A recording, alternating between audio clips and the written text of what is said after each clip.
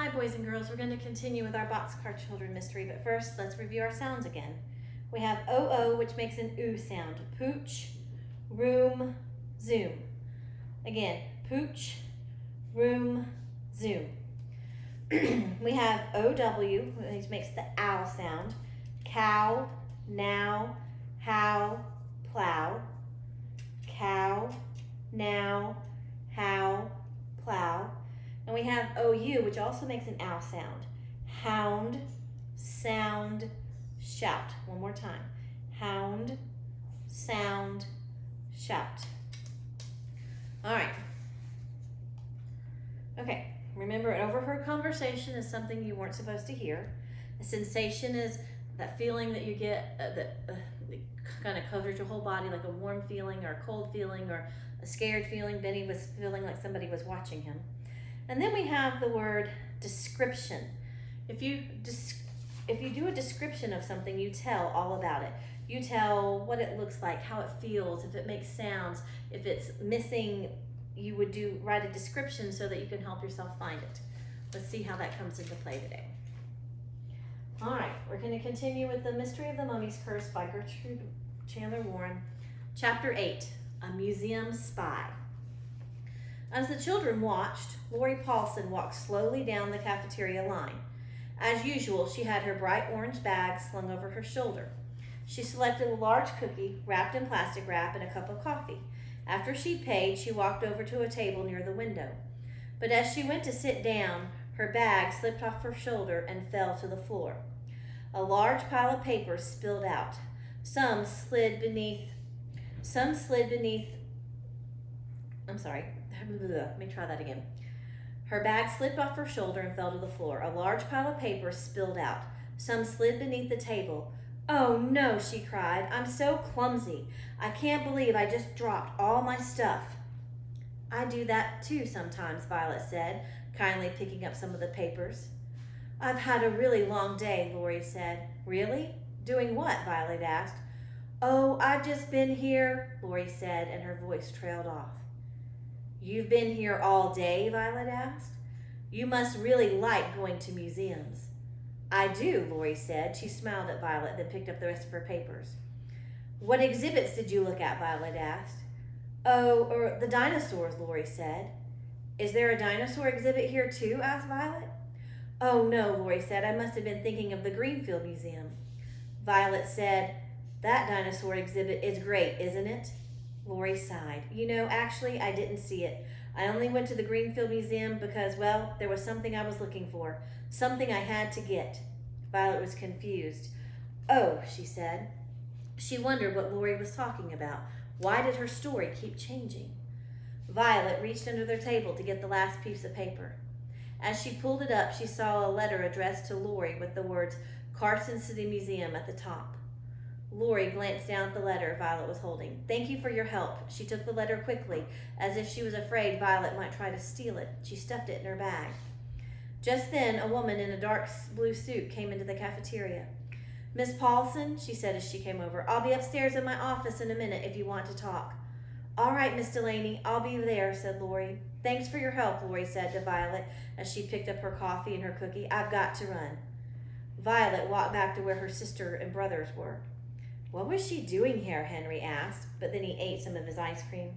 "I don't know," said Violet, picking up her spoon. She seemed really nervous. She said she liked the dinosaur exhibit. "Do they have one here too?" Benny asked hopefully. "That's what I asked," said Violet. And she said she must have been thinking of the Greenfield Museum. But then I asked her how she liked that exhibit, and she admitted she was really just at the Greenfield Museum because she was looking for something. Something she had to get, Violet said. "I wonder what she meant by that," said Henry. "Do you think you meant she had to get a sculpture of a baboon? Or a blue hippo? Or a flute?" Benny asked. "Why would she steal those pieces?" Jessie asked. "Maybe for the same reason most thieves steal things. For money," said Henry. "Pete said they were very valuable. Or maybe she's a collector and she likes Egyptian art." "Listen, you guys," said Violet, "it gets weirder. One of the things that fell out of her bag was a letter from the Carson City Museum." "Why would someone here be writing to her?" Henry asked. "I don't know," said Violet. All I saw was that it was addressed to her, and I wasn't going to read it. Before I could even give it back to her, she grabbed it as if she didn't want me to see it." "How odd," said Jessie. "And then that woman came in and said that Lori should come upstairs to her office and talk," said Violet. "Who was she?" asked Henry. "I don't know," said Violet. "Her name was Miss Delaney." "We know she works for the museum if she has an office upstairs," Jessie pointed out. "That name sounds familiar," said Benny. "Let's go ask at the front desk," suggested Henry. The children finished their ice cream and threw their garbage in the trash can. Then they headed out to the front desk.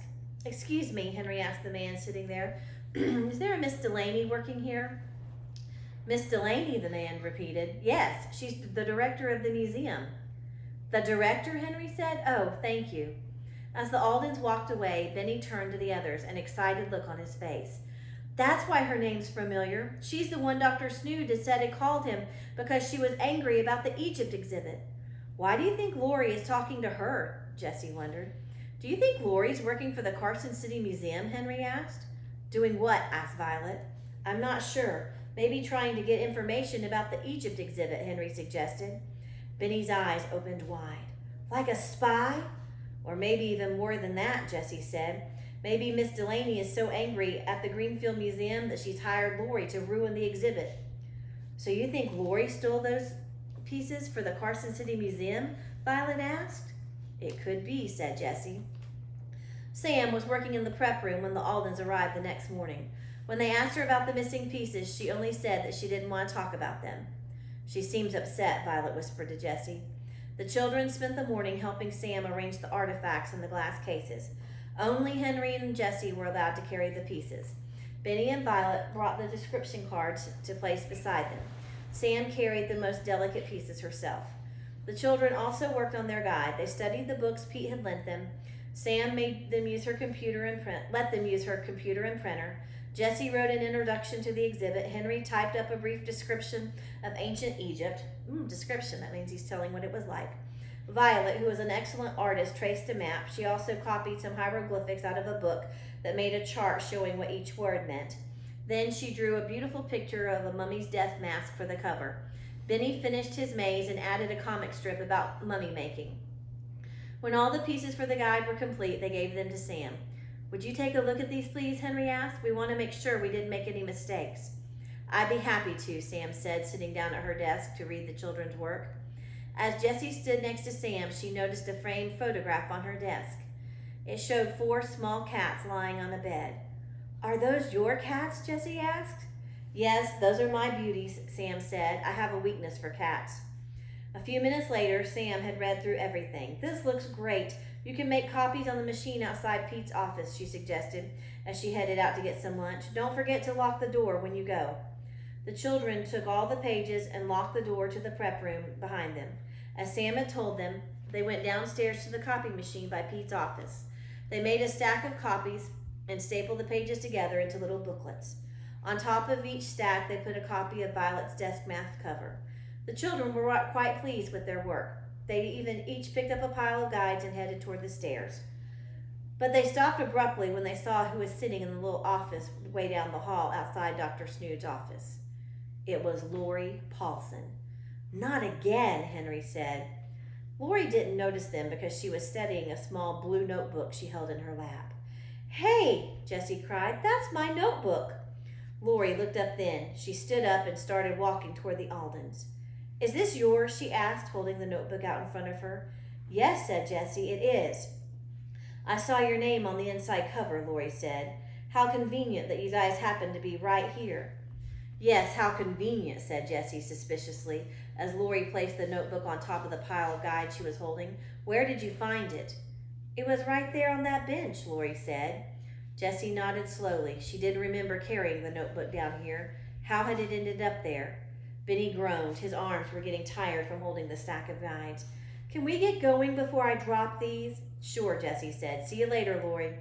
The Aldens walked back up to the exhibit hall and put the guides down on one of the glass cases. Sam was still gone. "How did your notebook end up down on that bench?" Violet asked. "That's just what I was wondering," said Jessie. "I don't remember bringing it down there." "Maybe Lori didn't really find it there," Henry said. "What do you mean?" Benny asked. Maybe she took the notebook, said Henry. I don't understand, said Benny. Why would she take it? She wanted to know all about the exhibit, right, said Henry. What better way than to find out than by looking at Jessie's notebook, which listed everything. While he was talking, Jessie was slowly turning the pages of her notebook. The look on her face was growing more and more concerned. What is it, Jessie? Violet asked. I think somebody's changed what I wrote, said Jessie. She laid the book down on the display case where they could all see. She pointed to one of the items on the list. It had been crossed off so heavily it was hard to see what was written beneath. See here, I don't remember crossing anything off. She flipped to another page. And here, where it says gold cat statue, I had written 2 gold cat statues. Someone crossed out the 2 and the S at the end. But why? Henry wondered. And here's a picture of Jessie looking at her notebook page. I have a feeling I know, said Jessie, but before she explained, she started walking around the room looking at the display cases. At last she stopped in front of the cases. There's one of the gold cat statues, she said, but where's the other one? The children looked all around, but the other cat wasn't there. So you think Lori changed what was in here so you wouldn't remember that there had been 2 cats, Violet asked. Yes, said Jessie. Or maybe it wasn't Lori, said Henry. He remembered Dr. Snood was holding that gold cat and he had that strange smile on his face. Maybe Lori wasn't lying about finding the notebook. Maybe it was really outside Dr. Snood's office. Maybe he's the one who stole the pieces and changed what was written in here. Why would he steal things from his own museum, Benny asked. I don't know, said Henry, but he's always acting so strange, holding the pieces if they belong to him and yelling at us to make sure we don't touch them. He does collect Egyptian artifacts. Remember, they're all over his office, Jessie said. Maybe he even has more at home, ones he's stolen. Or maybe he's the one trying to ruin the exhibit, Henry said all of a sudden. He's been against the exhibit from the start. Maybe he wants to prove he's right by making sure the exhibit fails. You know, there's one person we haven't talked about, said Violet. Who's that? Jessie asked. Sam, Violet said. It would be really easy for her to steal things. But why would she want to ruin her own exhibit? Asked Henry. That would only make her look bad. That's true, said Violet. A few minutes later, Pete came upstairs. The exhibit looks great, he said, strolling from one display to the next. I can't believe we got it ready in time for tomorrow's opening. He grinned at the Aldens. Thanks to you guys. We enjoyed helping, Jessie said. Yes, we're having a little party tomorrow night, Pete explained. We've invited the museum members and also the press, and you must come also, of course. We'll be there, Henry said. I have one more job for you to do, Pete said. Would you call the local newspapers and remind them to come to the opening? Why do you invite them? Benny asked. They'll write articles about the exhibit in their newspapers, Pete explained. When people read them, they'll want to come see for themselves. That's how we make sure we get lots of visitors for the exhibit. We'd be happy to call, said Henry. Great, said Pete. The list of names and numbers is in my office. You can sit there and use my phone while I get some lunch. Okay, said Benny, as long as you bring some back for us. Silly Benny, always thinking about food. So the children discussed several reasons that they think Lori might have stolen the artifacts. Miss Delaney, it's possible she could have something to do with this. And we think that the thief took the notebook, but we're not sure. But it seems like it because of the way things are marked out. This is getting very interesting. And we'll read some more tomorrow. Thanks for listening.